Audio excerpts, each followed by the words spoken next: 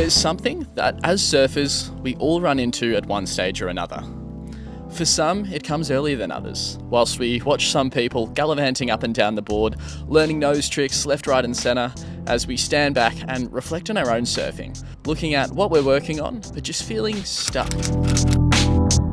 It's at this point that we may either become motivated to do better, creating a list of what we're going to achieve, but only to feel overwhelmed. Or we beat ourselves down, forgetting those dreams of improving and getting our surfing to the next level, whether that be cross-stepping, nose riding, laybacks, or whatever it might be. Now, I've definitely gone through this a fair few times in my surfing career. But most recently, I have had, I suppose, one of the more transformative sort of times in my surfing, which has kind of opened me up to, I guess, how closed off or how blinded I was to the potential for my surfing progress. So in today's video, I really just kind of wanted to share with you guys something really tangible and that you can take away from this if you have been feeling a little bit stuck or feeling like you're unable to progress with your surfing, because I know it's something that we can, or a lot of us can relate to. So yeah, take something away from this video, whether it be different feelings, different maneuvers, catching more waves, or just having more fun. Hopefully you can take a little bit out of this. So let's get straight into it.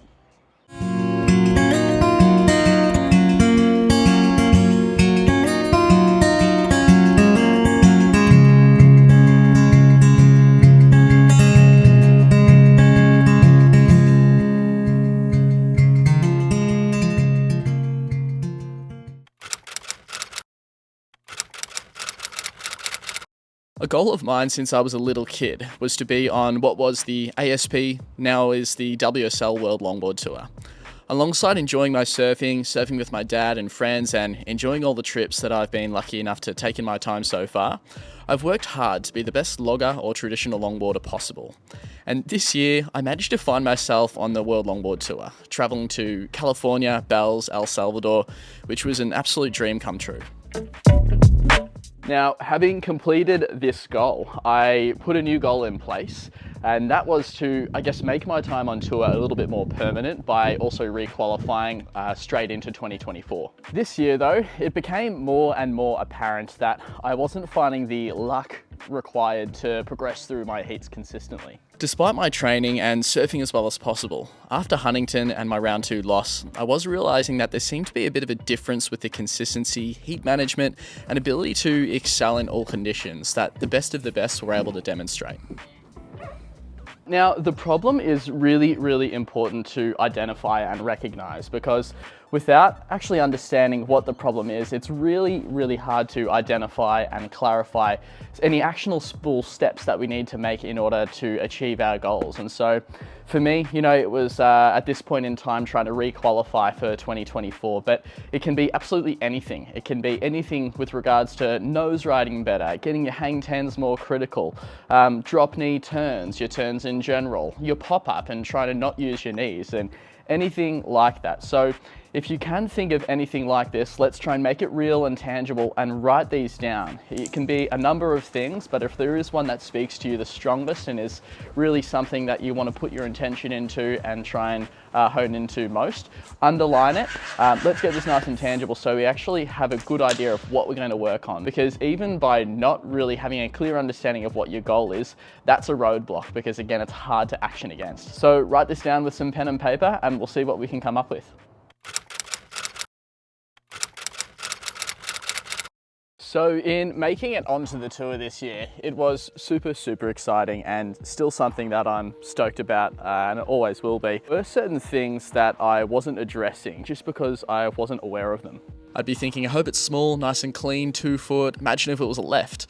I was relying on parameters outside of my control for confidence and success, which poses a problem that I hadn't yet addressed, which I hadn't yet realized.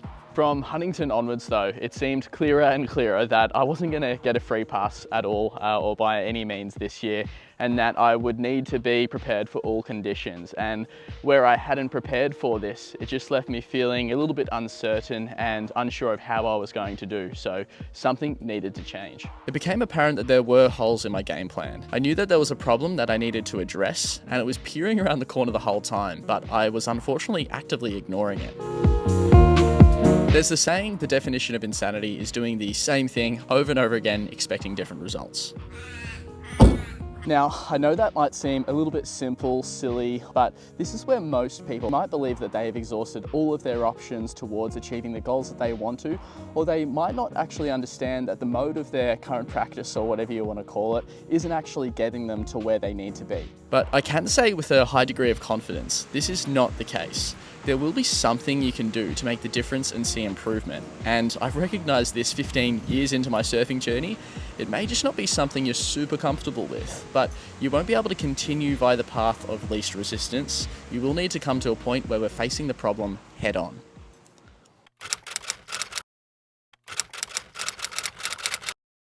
In doing a deep dive on the concerns I was having and recognizing what was needing to change, there were a few things that became apparent. You see, I had been training and trying to surf as good as possible, trying to be super consistent with that, trying to push my nose riding as much as I could and trying to push my turns to be as good as they could be.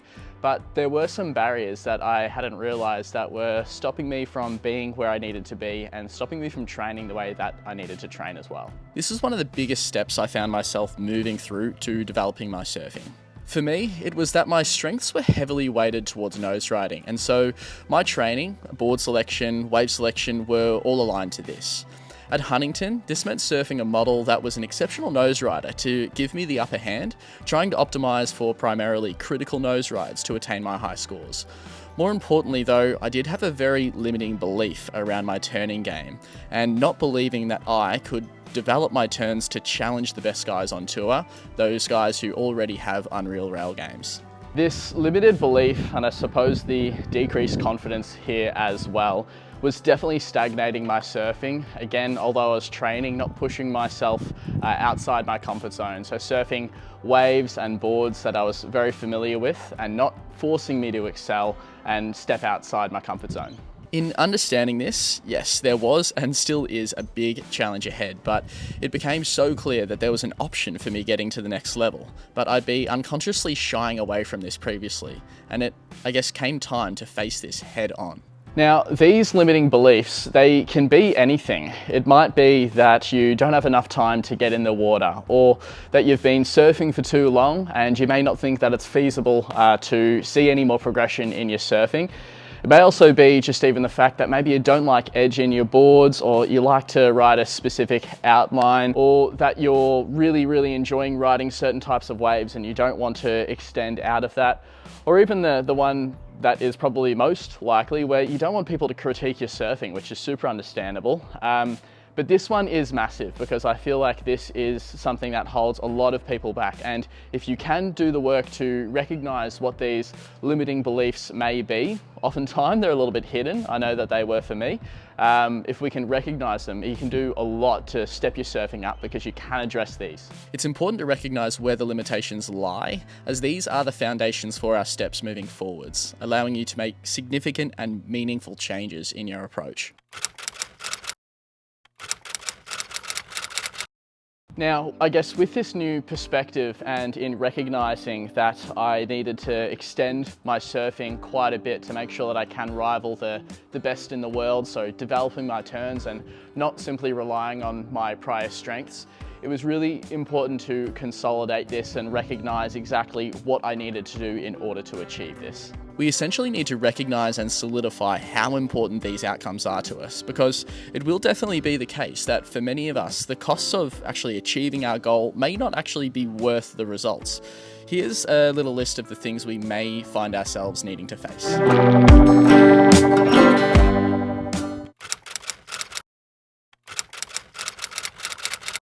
Now, this is the big one, the actions that we're actually going to take to drive the changes that we need.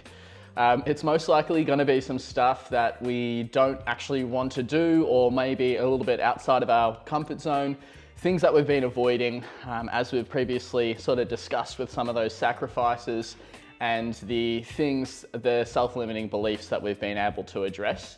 But here are some examples of the things that I've been able to take action upon that have made a big difference, and feel free to take any of these to help out with your own surfing. I was lucky enough to have some discussions on what I'd been recognising in my approach with several people, with whom the conversations definitely changed the trajectory of my training, approach, and have without a doubt already significantly improved my turns and stepped my longboarding up to another level. This included my shaper and a few professional longboarders. And this is the first one that I really want you guys to consider. Go talk to anyone that you can. Family, friends, surfers, shapers, coaches. It's really cool to see and glean the insights from all of these different outside perspectives, and it can be super, super valuable. It's definitely something that I found. From this, my actions were as follows. Again, feel free to use any of these. Limiting my nose riding. The main idea here is I know how to nose ride, and this is not the key objective for my surfing improvement at the moment, and my nose riding ability, more importantly, isn't going anywhere. If I'm going to set my sights on improving my rail game, this does need to be my primary focus. Now, next is actually changing up our equipment that we're riding.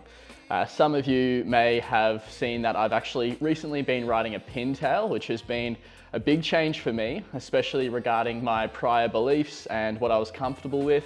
Typically really riding a more pig-styled Australian longboard or a Californian-styled nose rider.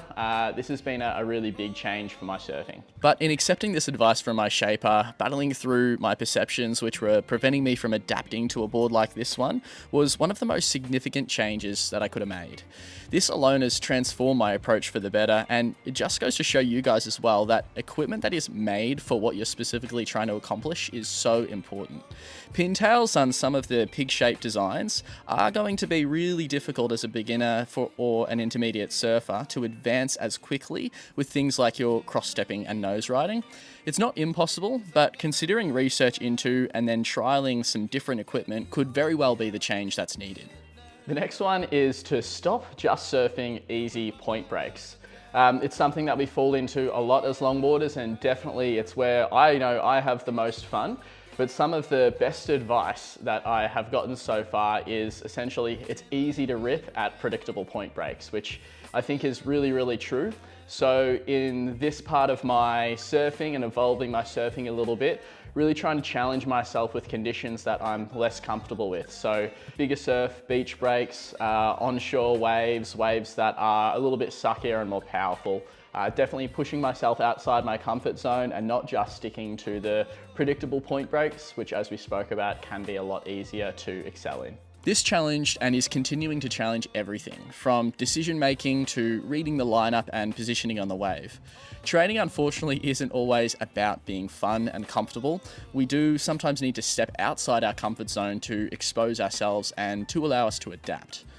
On top of those key things, you could also consider things like getting filmed, going to surf breaks that allow for what you're trying to learn, getting coaching to get some much needed outside perspectives, and solidifying the exact steps that you need to work on to get better, as it can sometimes be difficult to self-analyze and diagnose the problems in our approach ourselves and what exactly it is that we need to progress. So of course, I'm still very much on this journey of improving my surfing and kind of stepping out into this new area of developing my turns in the way that I am.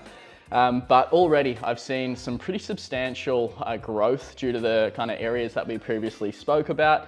And yeah, it's been the fastest kind of growth that I've seen in a fair while. Again, about 15 years into my surfing now, so it's really cool to see that there is still some of that quicker or faster progress to be made when we explore these areas that we haven't really gotten into before.